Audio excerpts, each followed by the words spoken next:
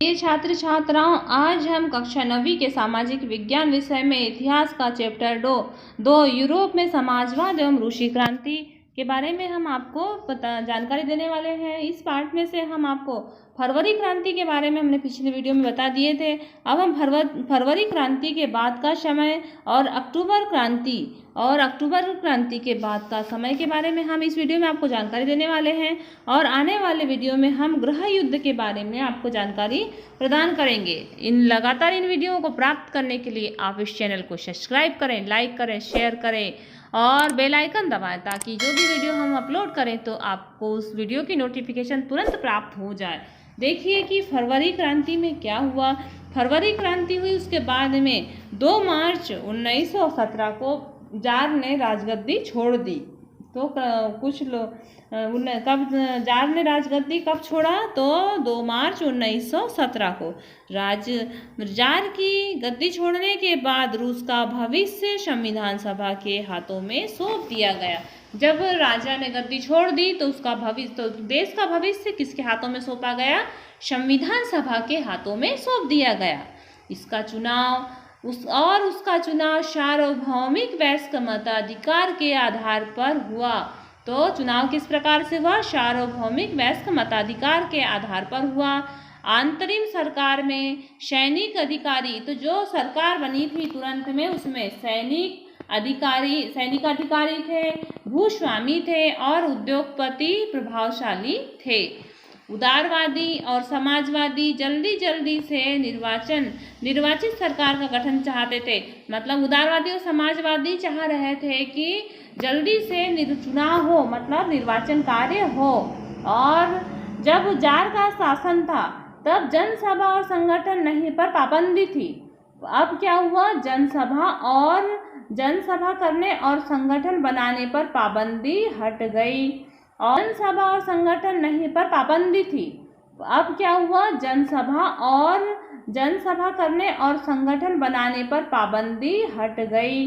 1917 में बोल्शेविकों के निर्वाचित नेता व्लादिमीर लेनिन रूस लौट आए, जो 1914 में देश से बाहर चले गए थे, क्योंकि जो प्रथम विश्व युद्ध शुरू हुआ था तो वो इस विश्व युद्ध के होने के पक्षधर नहीं थे। वे चाह रहे थे कि युद्ध ना हो।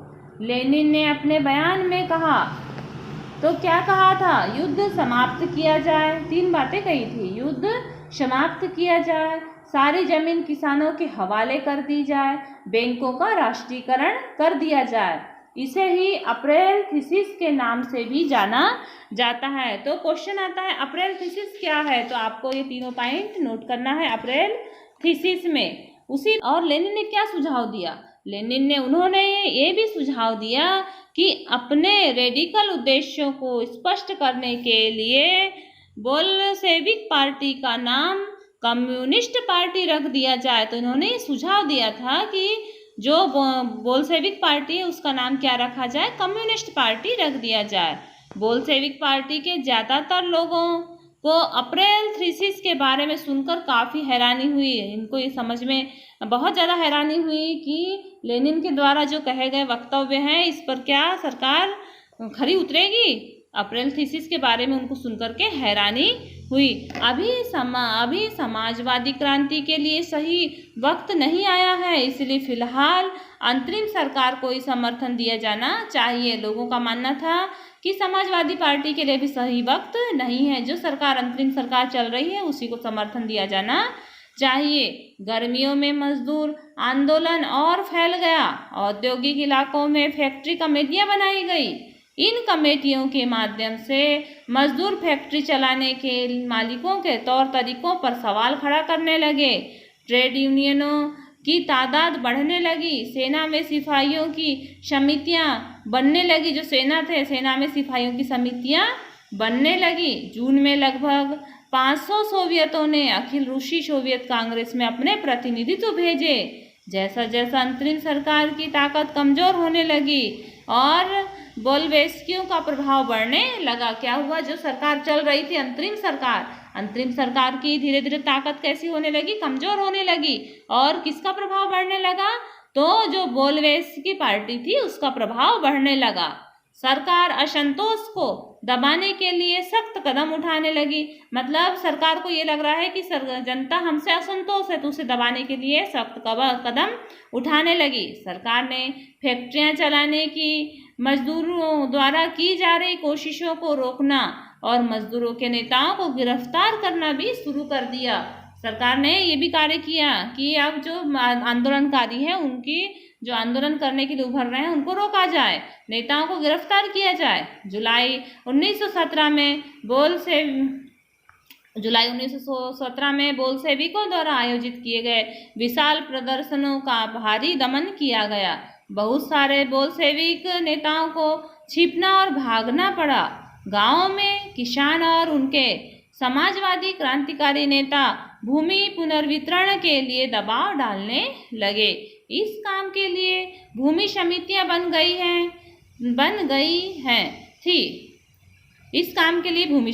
बन गई थी।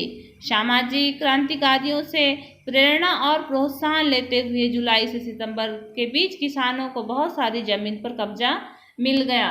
तो इस प्रकार से क्या हुआ, बहुत सारी जो जमीन थी, तो जुलाई से सितंबर तक के बीच में बहुत सारी जो जमीन थी उस पर किसानों का कब्जा हो गया। इसी प्रकार अक्टूबर क्रांति की शुरुआत का यही कारण था कि बोल्शेविक पार्टी का विकसित हो जाना और किसानों का कब्जा हो जाना उनकी ज़मीनों पर, और पार्टी जो अंतरिम जो सरकार है उसके प्रति टकराव उत्पन्न हो जाना, ये मुख्य कारणों से अक्टूबर क्रांति की शुरुआत हुई। अक्टूबर क्रांति की शुरुआत कब हुई, तो 1917 में। अक्टूबर क्रांति की शुरुआत के मुख्य उद्देश्य थे अंतरिम सरकार, जो सरकार चल रही थी, अंतरिम सरकार और बोल्शेविकों के बीच आपसी टक्कर। इन दोनों के बीच में क्या हो गया, आपसी टक्कर होने लगी और लेनिन को अंतरिम सरकार द्वारा तानाशाह थोप देने की आशंका दिखाई देने लगी। लेनिन को ये लगने लगा कि जो अंतरिम सरकार है ये तानाशाही बन रही है। सितंबर में उन्होंने सरकार के खिलाफ विद्रोह के बारे में चर्चा की। लेनिन ने विद्रोह के बारे में क्या की, चर्चा की। विद्रोह के बारे में चर्चा तो हुई, लेकिन विद्रोह कब प्रारंभ होना है इस बारे में कोई भी चर्चा नहीं हुई थी, किस दिन विद्रोह लागू किया जाएगा। 16 अक्टूबर 1917 को लेनिन ने पेट्रोग्राद सोवियत और बोल्शेविक पार्टी को सत्ता पर कब्जा करने के लिए राजी किया। तो पेट्रोग्राद की सोवियत पार्टी और बोल्शेविक पार्टी को सत्ता पर कब्जा करने के लिए तैयार किया। कब किया, 16 अक्टूबर 1917 को। फिर देखिए कि लियोन ट्रॉट्स्की के नेतृत्व में सोवियत की ओर से एक सैनिक क्रांतिकारी समिति का गठन किया गया और 24 अक्टूबर को विद्रोह की शुरुआत हो गई। संकट की आशंका को देखते हुए प्रधानमंत्री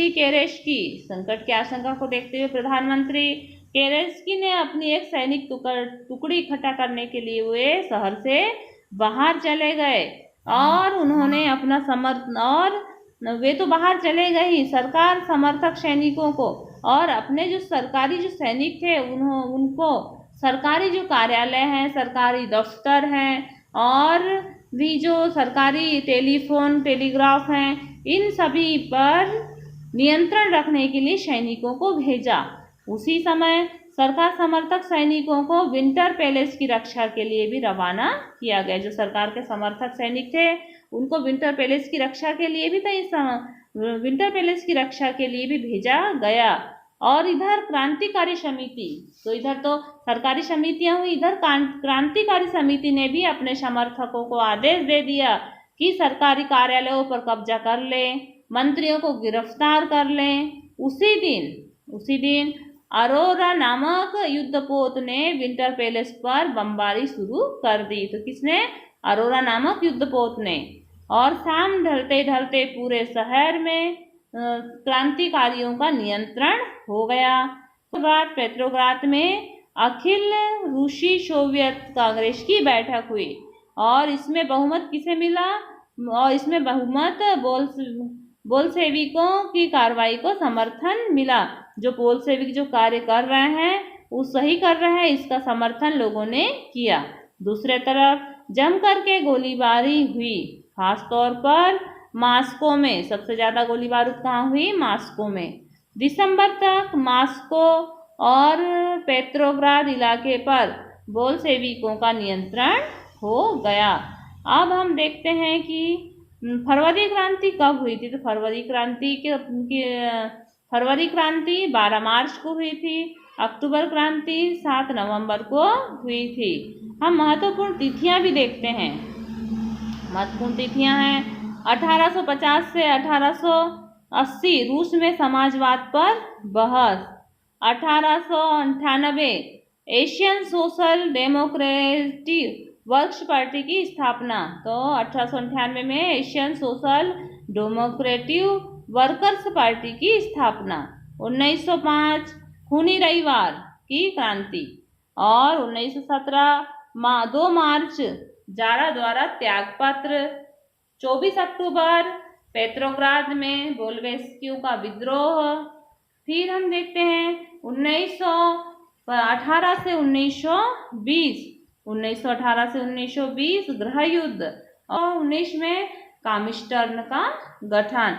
ये महत्वपूर्ण तिथियां हैं। और 1929 सामूहिकरण की शुरुआत। 1929 में सामूहिकरण की शुरुआत। अब हम देखते हैं कि अक्टूबर के बाद क्या बदला। अक्टूबर के बाद में क्या बदलाव हुआ? जो अक्टूबर क्रांति हुई उसके बाद क्या बदलाव हुआ? बोल्शेविकों निजी संपत्ति की व्यवस्था में पूरी तरह खिलाफ थे। जो निजी संपत्ति रखते थे तो बोल्शेविक उसके पूरी तरह खिलाफ थे। ज्यादातर उद्योग और बैंकों का नवंबर 1917 में राष्ट्रीयकरण कर लिया गया। तो बैंकों का राष्ट्रीयकरण कब हुआ? नवंबर 17 में 1917। उनका स्वामित्व और प्रतिबंध सरकार के नियंत्रण में आ चुका था। जमीन को सामाजिक संपत्ति घोषित कर दी गई। जो जमीन थी उसको सामाजिक संपत्ति घोषित कर दी गई। किसानों को सामंतों की जमीनों पर कब्जा करने के लिए खुली छूट दे दी गई। शहरों में बोल्शेविकों ने मकान मालिकों के लिए पर्याप्त हिस्सा छोड़कर उनके बड़े मकानों के छोटे छोटे हिस्से कर दिए ताकि बेघर और जरूरतमंद लोगों को भी रहने को स्थान मिल जाए।